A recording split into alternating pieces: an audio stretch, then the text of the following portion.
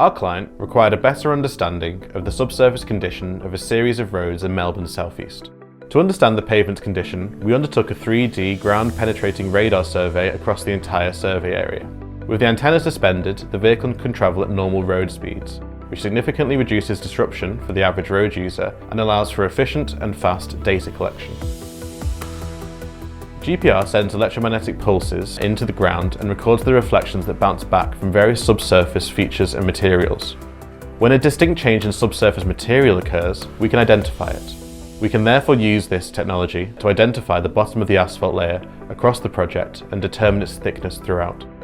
We were able to provide a detailed subsurface point cloud of the entire survey area. This gives the clients a much richer data set, with thickness of the asphalt available every 7.5 centimetres across the entire roadway, not just the centre line.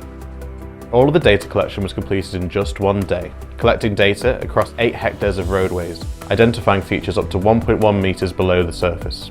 This added precision allows us to find anomalies that would be otherwise missed by having a less detailed data set, saving money and reducing risk.